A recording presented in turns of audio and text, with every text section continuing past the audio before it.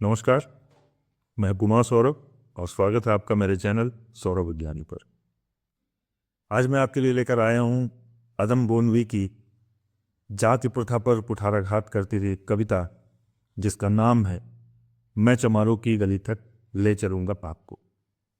लेकिन उससे पहले मैं एक सूचना देना चाहता हूँ कि हमने तय किया है कि अगले सप्ताह से हम एक सीरीज चलाएंगे जिसका नाम होगा भारत के क्रांतिकारी।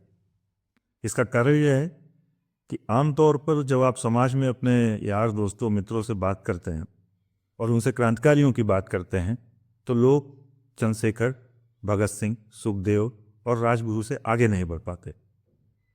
जबकि यह सामान्य सी बात है कि इतना बड़ा आंदोलन केवल 4 लोगों ने तो नहीं चलाया होगा। मैं ऐसे लोगों को लेकर अपने चैनल के माध्यम से आना चाहता हूँ जिनके नाम हमारी पाठ्य पुस्तकों में और आम समाज में बहुत ज़्यादा चर्चा में नहीं।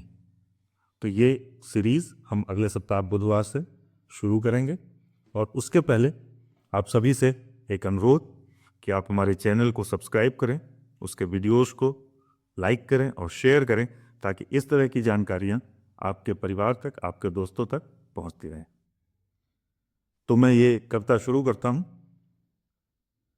आइए महसूस करिए जिंदगी के ताप को, मैं चमारों की गली तक ले चलूँगा आपको।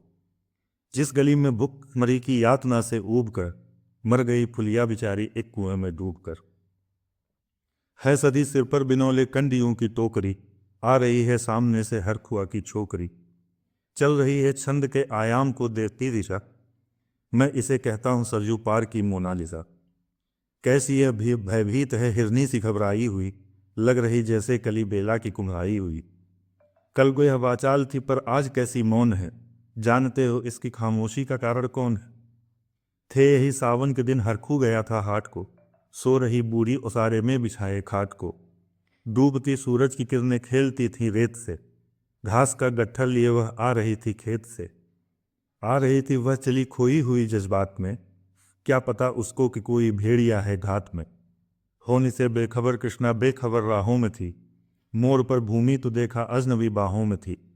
चीख निकली भी तो होठों में ही घुट कर रह गई, छटपटाई पहले फिर ढीली पड़ी फिर ठह गई। दिन तो सूरज के कछारों में था कब का ढल गया, वासना की आग में कौमारे उसका जल गया। और उस दिन ये हवेली हंस रही थी मौज में, होश में आई तो कृष्णा थी पिता की गोद में। जुड़ गई थी भीड़ जिसमें जोर था सैलाब था, जो भी था अपनी सुनाने के लिए बेताब था। बर्क मंगल ने कहा काका तो कैसे मौन है, पूछ तो बेटी से आखिर वो दरिंदा कौन है। कोई हो संघर्ष से हम पांव मोड़ेंगे नहीं, कच्चा खा जाएंगे जिंदा उसको छोड़ेंगे नहीं। कैसे हो सकता है होनी कह के हम टाला करें, और ये दुश्मन बहू बेटी से मुकाला करें। बोला कृष्णा से बहन सो जा मेरे अनुरोध से, बच नहीं सकता वो पापी मेरे प्रतिशोध से। पड़ गई इसकी भनकती ठाकुरों के कान में, वे इकट्ठे हो गए सरपंच के दालान में। दृष्टि जिसकी है जमी भाले की लंबी नोक पर, देखिए सुखराज सिंह बोले हैं खैनी ठोंक कर। क्या कहें सरपंच भाई क्या जमाना आ गया, कल तलक जो पांव के नीचे था रुतबा पा गया। कहती है सरकार की आपस में मिलजुल कर रहो, स्वर के बच्चों को अब कोरी नहीं हरिजन कहो। देखिए न यह जो कृष्णा है चमारों के यहाँ, पड़ गया है सीप का मोती गवारों के यहाँ। जैसे बरसाती नदी अलहर नशे में चूर है, हाथ न पुट्ठे पर रखने देती है मगरूर है।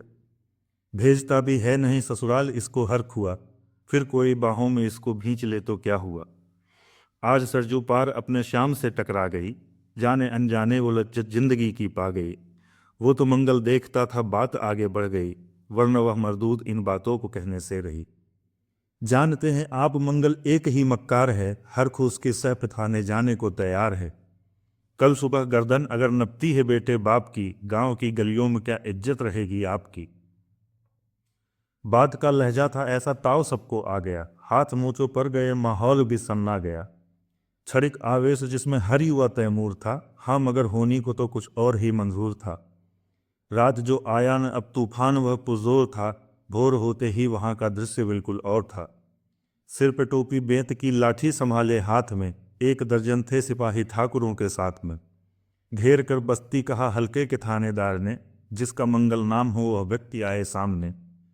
निकला मंगल झोपड़ी का पल्ला थोड़ा खोलकर, एक सिपाही ने तभी लाठी चलाई दौड़कर। गिर पड़ा मंगल तो माथा बूट से टकरा गया, सुन पड़ा फिर माल वो चोरी का तूने क्या किया। कैसी चोरी, माल कैसा, उसने जैसे ही कहा, एक लाके फिर पड़ी बस होश फिर जाता रहा। होश खोकर वह पड़ा था झोपड़ी के द्वार पर, ठाकुरों से फिर दरोगा ने कहा ललकार कर, मेरा मुंह क्या देखते हो, इसके मुंह पे थूक दो, आग लाओ और इनकी झोपड़ी भी फूंक दो। और फिर प्रतिशोध की आंधी वहां चलने लगी, बेसहारा निर्बलों की झोपड़ी जलने लगी। धुंधमुहा बच्चा व बुढ़ा जो वहां खेड़े में था, वह अभागा दीन हिंसक भीड़ के घेरे में था। घर को जलते देखकर वे होश को खोने लगे, कुछ तो मन ही मन मगर कुछ जोर से रोने लगे। कह दो इन कुत्तों के पिल्लों से कि इतराए नहीं, हुक्म जब तक मैं न दूं कोई कहीं जाए नहीं।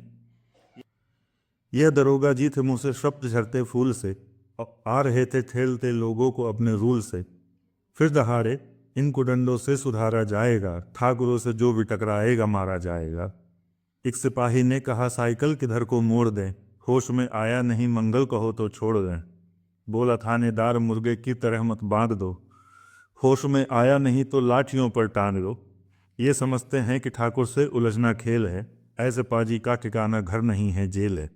पूछते रहते हैं मुझसे लोग अक्सर यह सवाल, कैसा है कहिए न सरयू पार की कृष्णा का हाल।